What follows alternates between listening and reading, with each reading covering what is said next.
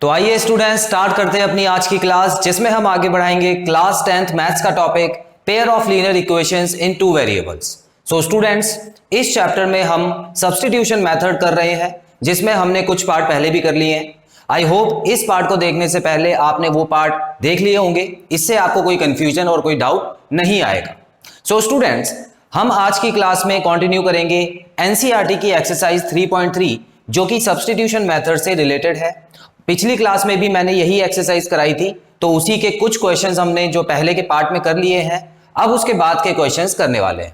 तो स्टूडेंट्स, आप देख सकते हैं बोर्ड पे मैंने एक्सरसाइज 3.3 का क्वेश्चन नंबर 1 का 5th पार्ट लिखा है, क्योंकि पिछली क्लास में हमने 4th पार्ट तक कर लिए थे और 4th वाला पार्ट मैंने आपको होमवर्क दिया था और कहा था कि वो डेसिमल वाला क्वेश्चन जो है वो आपको होमवर्क में करना है, और अगर आपको नहीं समझ आता है तो आपको मेरी पहले की वीडियोस देखनी है, उसमें मैंने आपको डेसिमल का क्वेश्चन करा दिया था।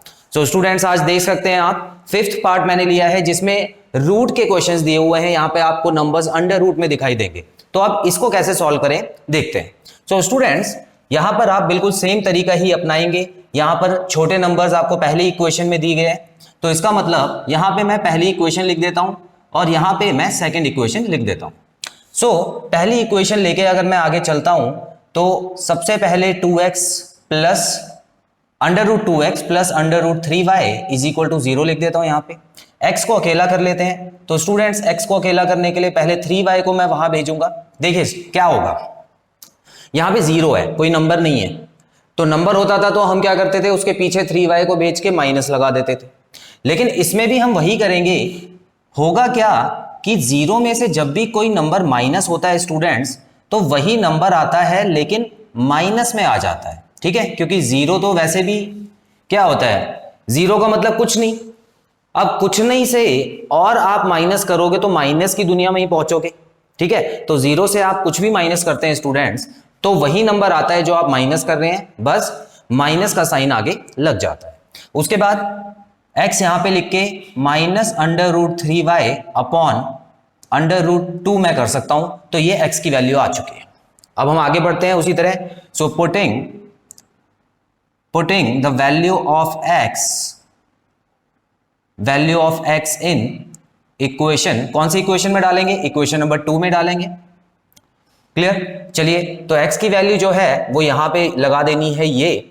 उसके बाद y की वैल्यू तो सेम ही रहेगी, तो यहां पर मैं अंडर रूट 3 लिख देता हूं, जो कि यहां पे लिखा हुआ है। उसके बाद x की वैल्यू मैं देख पा रहा हूं minus root 3 upon root 2 y लिखा हुआ है, माइनस अंडर रूट 8y है और इज इक्वल टू 0 है।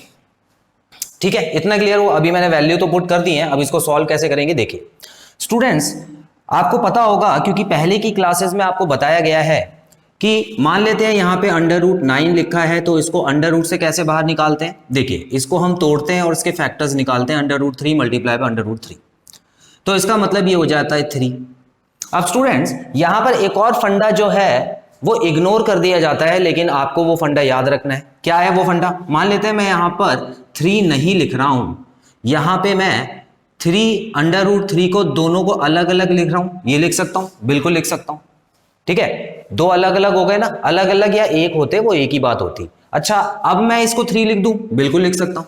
तो ये जो फंडा छुपा हुआ था स्टूडेंट्स, वो क्या था कि अंडर रूट में अगर दो सेम नंबर होते हैं और मल्टीप्लाई होता है, तो वो रूट खत्म करके एक सिंगल नंबर बन जाता है। ठीक है, तो अब वही चीज मैं यहाँ पे करने वाला हूं, क्योंकि मुझे यही चीज यहाँ नजर आ रही है। तो मैं यहाँ पे क्या करूंगा स्टूडेंट्स, माइनस रूट 3 को जब प्लस रूट 3 को जब माइनस रूट 3 से मल्टीप्लाई करूंगा, तो एक नंबर माइनस में है, तो यहाँ पर -3 आ जाएगा और रूट जो है वो हट जाएगा। ठीक है, तो ये हो जाएगा -3y और अपॉन में तो रूट 2 ही रहेगा, क्योंकि इसको मल्टीप्लाई नहीं किया। मल्टीप्लाई में सिर्फ ऊपर ऊपर नंबर वाले को करते हैं और नीचे नंबर वाले को करते हैं। आई होप ये चीज क्लियर है। ठीक है, अब ये तो पूरा सॉल्व हो गया है। अब क्या बचा है, अंडर रूट 8y बचा हुआ है इज इक्वल टू 0। अब आगे बढ़ते हैं स्टूडेंट्स। तो ये वाला कॉन्सेप्ट आपको पता ही होगा, तो ये तो मैंने आपको समझाने के लिए लिखा था, बस नोट करने की जरूरत नहीं है। इसका एलसीएम लिया जाएगा। अब एलसीएम लिया जाएगा स्टूडेंट्स, तो क्या आना चाहिए, देखिए इसके नीचे तो 1 है, तो कोई बात नहीं, यही एलसीएम आ जाएगा माइनस रूट 2 माइनस नहीं, रूट 2 एलसीएम आ जाएगा। तो यहां पर हम लिखेंगे अंडर रूट 2 अब यहां पर देखिए स्टूडेंट्स, √2 लगा हुआ है तो इसको और इसको डिवाइड करेंगे, है ना, इसको और इसको डिवाइड करेंगे तो 1 आएगा। देख लीजिए कैसे बता रहा हूं आपको, प्लस माइनस डिवाइड मल्टीप्लाई सारी चीजें रिवाइज करा रहा हूं।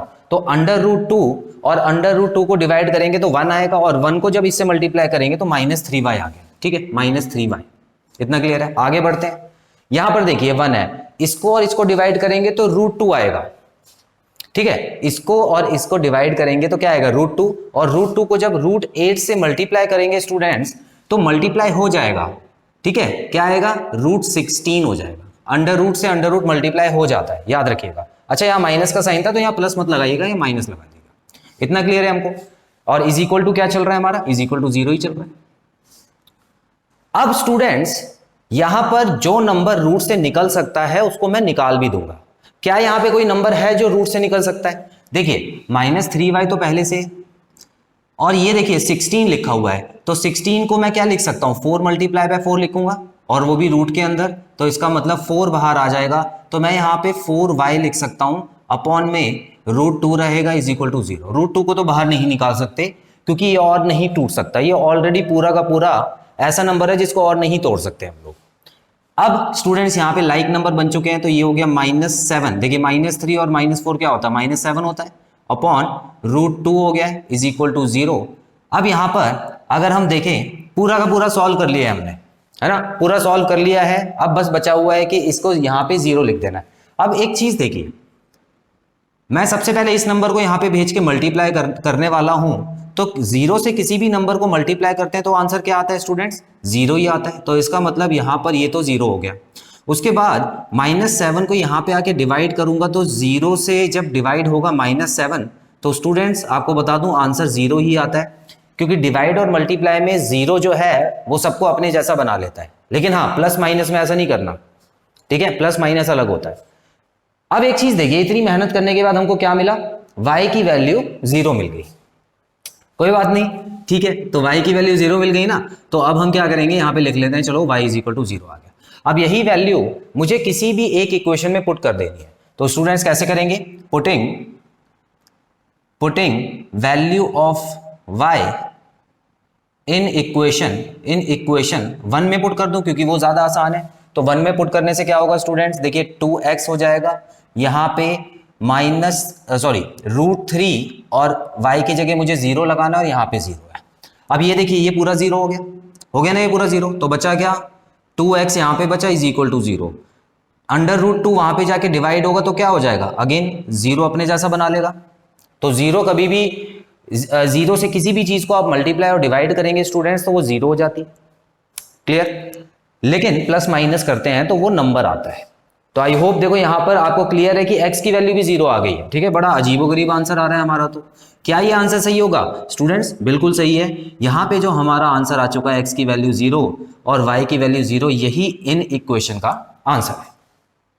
ठीक है, तो ये मत सोचना कि हमको कोई फायदा नहीं हुआ, हमको मार्क्स भी 0 मिलेंगे, ऐसा कुछ नहीं है, मार्क्स हमको पूरे मिलेंगे। ठीक है, आंसर 0 आया है, मार्क्स हमको पूरे मिलेंगे। तो आई होप स्टूडेंट्स √ का फंडा आपको क्लियर है। इसका स्क्रीनशॉट ले लीजिए, उसके बाद हम अगले क्वेश्चन की तरफ बढ़ते हैं।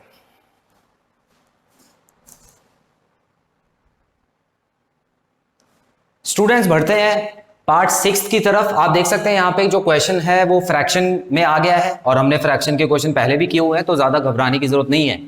हमको पता है कि फ्रैक्शन जब भी होता है तो यहां पर हम एलसीएम लेने के बाद जो नंबर एलसीएम में आता है उसको यहाँ पे मल्टीप्लाई में भेज देते हैं, तो हमारी एक नॉर्मल इक्वेशन रेडी हो जाती है। तो हम इसमें भी वही करने वाले हैं स्टूडेंट्स। तो आइए देखते हैं। तो सबसे पहले इन दोनों में से आसान कौन सा लग रहा है, मुझे आसान ये वाला लग रहा है क्योंकि इसमें छोटे नंबर है।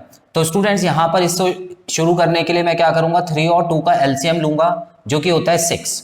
उसके बाद देखिए इन दोनों को डिवाइड कीजिए, 2 आया, और 2 को x से मल्टीप्लाई करेंगे तो 2x आ गया, प्लस का निशान। इन दोनों को डिवाइड करेंगे 3 आएगा, 3 को y से मल्टीप्लाई कीजिए, 3y हो गया, इज इक्वल टू 13/6 है। अब स्टूडेंट्स देखिए ये 6 यहां पर जाके मल्टीप्लाई होगा, ऊपर आएगा, है ना, और 6 नीचे लिखा हुआ है, तो ये 6 और ये 6 कट जाएगा ना। तो मैं क्या कर सकता हूं स्टूडेंट्स, देखिए जब भी बीच में इक्वल टू लगा होता है तो मैं इस 6 को और इस 6 को काट सकता हूं यहीं पे, क्योंकि आगे जाके कटेगा ही, तो मैं क्यों मेहनत करूं। तो यहां पे आपके एग्जाम में मार्क्स नहीं कटेंगे अगर आप ऐसे काट देते। क्लियर है, ठीक है। तो अब स्टूडेंट्स क्या बचा है यहाँ पे, 2x plus 3y is equal to 13 बचा। ठीक है, अच्छा हाँ, मैं ये बताना तो आपको भूल ही गया कि इसमें आसान नहीं देखना, अभी आसान देखने का तो टाइम ही नहीं आया। अभी हमको तो इसको नॉर्मल फॉर्म में चेंज करना है, उसके बाद देखेंगे कौन सी आसान बनी है। ठीक है, तो यहाँ पर जो इक्वेशन 2 है, जो इक्वेशन 2 यहाँ पे लिखी थी वो तो बन गई ये। अभी आसान और मुश्किल नहीं, दोनों को ही हमको ऐसे करना पड़ेगा। आई होप ये चीज क्लियर है। ठीक है, अब एक तो आपको इस इक्वेशन को देखना है बाद में, अब मैं इसको सॉल्व करने जा रहा हूं। इसका भी एलसीएम स्टूडेंट्स आप देखेंगे तो यहाँ पे मैं इक्वेशन नंबर, चलिए ऐसे एरो डाल देता हूं ताकि आपको समझ आ जाएगा। तो ये वाली जो इक्वेशन है तो यहाँ पे 6 एलसीएम आ जाएगा, बिल्कुल सेम। देखिए इन दोनों का एलसीएम लीजिए, तो ये हो गया 3 को 3 से मल्टीप्लाई करेंगे तो क्या आ जाएगा, 9x आ जाएगा। माइनस इन दोनों को डिवाइड कीजिए, 2 आया और यहाँ पे 10y आ गया, इज इक्वल टू -2। 6 को वहां भेज के मल्टीप्लाई कर देते हैं तो -12 आ जाएगा। तो इक्वेशन बन गई है 9x minus 10y is equal to -12। तो ये फर्स्ट इक्वेशन मान लेते हैं, ठीक है ना, क्योंकि ऊपर लिखी थी ना तो पहली हो गई। तो ये दो इक्वेशन हमारी अभी बन चुकी हैं। अब हम क्या करेंगे, अब हम पहला स्टेप लेंगे और देखेंगे कि इसमें से आसान कौन सा है। तो कौन सा आसान है स्टूडेंट्स, यही वाला आसान है। ठीक है, तो ये वाला आसान है, इसको हम कंटिन्यू करेंगे और x की वैल्यू निकाल देते हैं इसमें। तो 2x प्लस 3y वहां जाके माइनस हो जाएगा, is equal to 13 minus 3y हो गया, और x की वैल्यू क्या आ गई, 13 माइनस 3y अपॉन 2 आ जाएगा। ठीक है, अब हम क्या करने वाले हैं स्टूडेंट्स, वैल्यू को पुट करेंगे और कौन से में, दूसरी वाली इक्वेशन में पुट करनी है। तो यहां पे मैं पुट करने वाला हूं x की वैल्यू। तो यहां पे मैं लिख देता हूं 9, ब्रैकेट में क्या आई थी x की वैल्यू, 13 माइनस 3y अपॉन 2 आ गया। उसके बाद माइनस 10y तो पहले से ही था, इज इक्वल टू -12 कर देते हैं यहाँ पे। इतना क्लियर है, आगे बढ़ते हैं। अब क्या करते थे हम, पहले इन दोनों को मल्टीप्लाई करते थे 9 से, 9 और 13 को मल्टीप्लाई करेंगे तो स्टूडेंट्स आएगा 170। उसके बाद 9 3 27 होता है, तो ये हो गया 27y अपॉन 2 का तो 2 ही रहेगा, minus 10y is equal to -12। अब क्या करेंगे, एलसीएम लेना जरूरी है, तो यहां पर इन दोनों का एलसीएम लेंगे तो ये तो हो गया सेम और ये हो जाएगा 20, क्योंकि ये 2 से मल्टीप्लाई हो जाएगा, अपॉन 2 हो गया यहाँ पे, इज इक्वल टू -12। अब मैं क्या करूंगा स्टूडेंट्स, देखिए मुझे y और y एक जैसे नजर आ रहे हैं तो ये लाइक हैं, तो मैं इनको क्या कर सकता हूं, माइनस कर सकता हूं। उसके अलावा यहां पर 2 को यहां पे भेज के मल्टीप्लाई भी कर सकता हूं, तो ये -24 हो जाएगा। तो क्या आएगी इक्वेशन, 117 यहां पे आ गया। इन दोनों को देखिए एक ही साइन है, ठीक है, तो यहाँ पे -47y आएगा, इज इक्वल टू -24 आ गया। इतना क्लियर है। अब मैं क्या करूंगा स्टूडेंट्स, देखिए माइनस ये 117 जो कि यहाँ पे प्लस में है, इसको वहां पे भेज के माइनस कर सकता हूँ। एक और काम कर सकते हैं आप स्टूडेंट्स की, y वाला नंबर जो है वो वहां जाके प्लस कर दो और इसको यहाँ आके प्लस कर दो, जो भी आपको आसान लगे कर सकते हैं। तो फिलहाल मैं क्या कर रहा हूँ, नए तरीके से कर रहा हूँ। तो यहाँ पर 117 पहले से था, 24 को यहाँ ले आके मैं प्लस कर देता हूँ और -47y को वहाँ ले जाके मैं 47y बना देता हूँ। अच्छा, अब क्या आएगा स्टूडेंट्स, देखिए 1 हो गया यहाँ पर, ये 3 4 हो गया और यहाँ पर अगेन 1 आ गया, और ये 47 यहाँ आके डिवाइड हो जाएगा, 47 यहाँ आके डिवाइड हो गया, यहाँ पे बचा अकेला y। अब क्या ये कट रहे हैं, तो स्टूडेंट्स मैं आपको बता दूं ये बिल्कुल कट रहे हैं, क्योंकि यहाँ पर देखिए 7 लिखा है और यहाँ 4 लिखा है ना, और यहाँ पे 7 के पहाड़े में कौन सा नंबर आता है जिसके आखिरी में 1 होता है, 21 आता है। 21 आता है ना, कितनी बार में आता है, 3 बार में आता है। तो हम क्या करेंगे, एक बार चेक कर लेते हैं, 47 को 3 से मल्टीप्लाई करके देख लेते हैं। तो ये हो गया 7 3 जा 21 और 4 3 12 और 2 क्या होता है 14, देख लो ऊपर वाला नंबर आ गया ना, तो इसका मतलब इसको और इसको काट के मैं 3 लिख सकता हूं, तो y की वैल्यू 3 आ गई। अब मैं इस 3 को पुट करने वाला हूं किसी भी इक्वेशन में, तो मैं लाइन लिखूंगा, वो आपको पता ही है, putting the value of y in equation. कौन सी इक्वेशन आसान लग रही है इन दोनों में से, ये सीधी सी बात है, यही वाली इक्वेशन आसान है, तो हम इसी की मदद लेंगे, इक्वेशन नंबर 2 की। ठीक है, y की वैल्यू 3 पुट करनी है। तो देखिए अब वो आप खुद कर लेना, क्योंकि यहाँ पर अभी जगह भी कम है और आपको थोड़ी सी मेहनत भी करनी है। ये नहीं कि आलसियों की तरह अपना आपने वीडियो देखी, सर ने जो जो कराया वो कर लिया, थोड़ी मेहनत भी करनी है। ठीक है, मैं तो ये क्वेश्चन यहीं पे छोड़ने वाला था, यहीं पे छोड़ देता इस क्वेश्चन को कि आप सॉल्व करके दिखाओ, लेकिन फिर भी मैंने आपकी इतनी हेल्प कर दी। तो स्टूडेंट्स अब आपको करना क्या है थोड़ा मैं बता देता हूं। यहां पर जब आप 3 की वैल्यू पुट करेंगे तो ये 9 हो जाएगा, 9 को वहां ले जाके माइनस कीजिएगा, 4 हो गया, 4 को 2 से डिवाइड कीजिएगा, आंसर 2 आ जाएगा। तो x की वैल्यू जो है वो यहाँ पे 2 आ जाएगी और y की वैल्यू जो है वो ऑलरेडी 3 आ चुकी है, जो कि हमारा आंसर है। स्टूडेंट्स क्लियर हुआ? तो यहां पर बड़े ही सिंपल तरीके से हमने 2 तरीके के क्वेश्चन किए, रूट वाले भी और फ्रैक्शन वाले भी। इसका स्क्रीनशॉट लीजिए, उसके बाद मैं एक क्वेश्चन आपको होमवर्क के लिए देता हूं, उसके बाद आपको एक और इंपॉर्टेंट तरीके के क्वेश्चन कराऊंगा, तो ध्यान से देखते रहिए। इसका स्क्रीनशॉट लीजिए।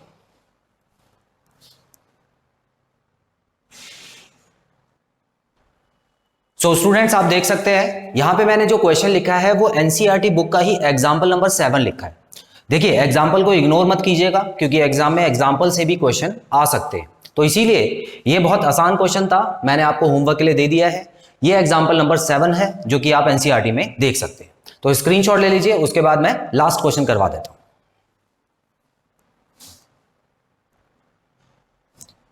सो स्टूडेंट्स बढ़ते हैं क्वेश्चन 2 की तरफ। अगेन हम एक्सरसाइज पे वापस आ चुके हैं।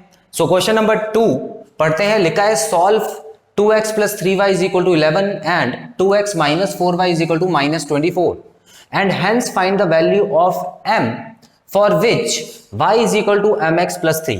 स्टूडेंट्स यहां पर जो हम अभी पहले से क्वेश्चन कर रहे हैं तो हम x और y की वैल्यू निकालते थे, तो यहां पर भी आपको वही करना है। 2 इक्वेशन दी हुई हैं, आपको इनकी हेल्प से x और y की वैल्यू निकालनी है। उसके बाद बस एक और स्टेप इन्होंने दे दिया है। यहां पर जो इक्वेशन लिखी है यहां पर देखिए y भी है, x भी है और m भी है, तो यहां पर आपको m की वैल्यू निकालनी है, क्योंकि x y की वैल्यू तो आपको पहले से ही पता लग जाएगी। तो जब x y की वैल्यू पता लग जाए आपको क्या करना है, इस इक्वेशन में x और y की वैल्यू पुट करके आपको m की वैल्यू निकालनी है। बस इतना और काम करना है आपको।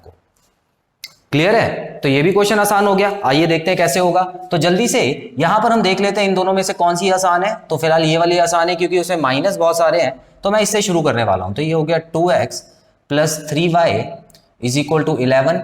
अब यहां पर मैं x को अकेला कर देता हूं। देखिए मैंने आपको बताया हुआ है जरूरी नहीं है x को अकेला करना, आप y को भी अकेला कर सकते हो, ठीक है, लेकिन कोशिश करके x को ही करना, क्योंकि x जो होता है आसान रहता है। आगे बढ़ते हैं। x is equal to 11 minus 3y upon में मैं लिख देता हूं 2। अब इस वैल्यू को मैं पुट करता हूं इक्वेशन नंबर 2 में, putting the value of x in equation 2। तो इक्वेशन 2 में जब मैं x की वैल्यू पुट करूंगा तो क्या आ जाएगा स्टूडेंट्स, देखिए उस इक्वेशन में पुट कर रहा हूं मैं, तो 2 मैंने लिख दिया है। उसके बाद यहां पे हो गया 11 माइनस 3y अपॉन 2, वहां पे लिखा हुआ है minus 4y is equal to minus 24। चलिए देख लेते हैं। तो 2 को मैं इन दोनों से मल्टीप्लाई भी कर सकता हूं, या एक और काम कर सकता हूं। यहाँ पे देखिए यहाँ पे मल्टीप्लाई हो रहे हैं, तो इन दोनों को काट भी तो सकता हूं। तो फिलहाल मैं इन दोनों को काट देता हूं, वो बेटर रहेगा, क्योंकि फालतू में मल्टीप्लाई करूंगा फिर डिवाइड करूंगा, इससे अच्छा सीधा खत्म करो इसको। बचा गया हमारे पास 11 माइनस 3y और एक माइनस 4y यहाँ पे था, इज इक्वल टू माइनस 24। अब स्टूडेंट्स यहां पर आप देख सकते हैं ये दोनों तो माइनस 7 बन जाएंगे, तो ये हो गया 11 minus 7y is equal to minus 24। अब मैं वही चीज करने वाला हूं, देखिए क्योंकि ये माइनस में है, इसको यहां भेज के प्लस कर देता हूं और इसको भी यहां भेज के प्लस कर देता हूं। तो स्टूडेंट्स यहां पे हो जाएगा 11 प्लस 24 और यहां पे हो जाएगा 7y, वो भी प्लस में चला गया। अब इन दोनों को ऐड करते हैं, तो कहां पे ऐड करेंगे, यहां पे देख लेते हैं। तो इनको ऐड करने पे क्या आएगा स्टूडेंट्स, 35 आएगा। तो ये हो गया 35 इज इक्वल टू 7y। 7 को यहां लाके मैं डिवाइड करता हूं, तो ये हो गया y इज इक्वल टू क्या आ गया, 5 आ गया। तो ये लीजिए एक वैल्यू तो मुझे पता लग गई कि जो y की वैल्यू है वो 5 है। अब y की वैल्यू मैं जो भी आसान मुझे लग रहा है उस इक्वेशन में पुट कर देता हूं। तो क्योंकि इक्वेशन नंबर 1 आसान है, तो putting value of y in equation 1, ठीक है। चलिए y की वैल्यू इसमें पुट करते हैं। 2x लिख दिया प्लस 3y की जगह 5 आया है इज इक्वल टू यहाँ पे 11 आ गया। इसको मल्टीप्लाई करते हैं तो क्या हो गया स्टूडेंट्स, 15 हो गया इज इक्वल टू 11 है। 15 को वहां ले जाके माइनस करेंगे, तो 11 में से जब 15 माइनस होगा तो क्या होगा स्टूडेंट्स, आएगा -4 आएगा। आएगा ही नहीं, क्योंकि देखिए बड़ा नंबर माइनस में है तो माइनस करने के बाद -4 आ गया है। x इज इक्वल टू -4 को 2 से डिवाइड कीजिए तो ये हमारा आंसर आ चुका है -2। तो दो वैल्यू तो हमको पता लग गई है स्टूडेंट्स, x की वैल्यू आई है -2 और y की वैल्यू आई है 5। ठीक है, लेकिन क्वेश्चन अभी खत्म नहीं हुआ है। पहले तो यहाँ पे क्वेश्चन खत्म हो जाता था, लेकिन अभी क्वेश्चन बचा हुआ है। अब हम क्या करेंगे स्टूडेंट्स, ये जो एक्स वाई की वैल्यू आई है ये इसमें पुट करने के बाद m की वैल्यू निकालेंगे। ठीक है, तो देखिए ज्यादा जगह तो मुझे लगेगी नहीं, तो मैं यहाँ पे कर दूं इसको। तो आप इसको नोट करते समय ध्यान रखना कि ये जो थर्ड पार्ट है क्वेश्चन का वो मैं यहाँ पे कर रहा हूँ। ठीक है, सीधा वैल्यू पुट कर देता हूँ इसमें। तो यहाँ देखिए y की वैल्यू क्या दी हुई है, 5 दी हुई है, तो यहाँ पे मैंने 5 लिख दिया इज इक्वल टू mx। देखिए m तो मुझे लगाना ही पड़ेगा, और x की वैल्यू क्या दी हुई है, x की वैल्यू मेरी आई थी -2 +3। ठीक है ना, +3 हो गया यहाँ पे। अब यहाँ पे 3 को भेज के यहाँ माइनस कर देता हूँ, तो ये हो गया 5 -3 इज इक्वल टू, इन दोनों को मल्टीप्लाई करना है तो मल्टीप्लाई करने के समय ये हो जाएगा -2m। अब देखिए स्टूडेंट्स यहाँ पर प्लस में 2 आ गया है और यहाँ पे माइनस में 2 है, डिवाइड होगा तो 2/-2 जो कि हो जाता है -1। ठीक है, -1 लिखिएगा क्योंकि एक माइनस का साइन अभी भी है, तो m की वैल्यू स्टूडेंट्स आएगी -1। ठीक है, तो इस तरह से फाइनल आंसर आपका निकल जाएगा।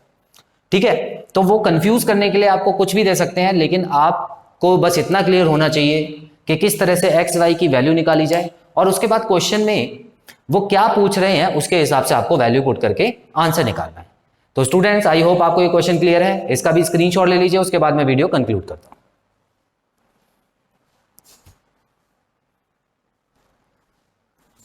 सो स्टूडेंट्स यहां पे खत्म होता है हमारा पेयर ऑफ लीनियर इक्वेशंस का ये पार्ट। इसमें हमने एक्सरसाइज 3.3 एनसीईआरटी से क्वेश्चन नंबर 2 तक कर लिए हैं। आई होप इस पार्ट में बताए गए सारे क्वेश्चंस आपको क्लियर हैं और कोई भी डाउट नहीं है।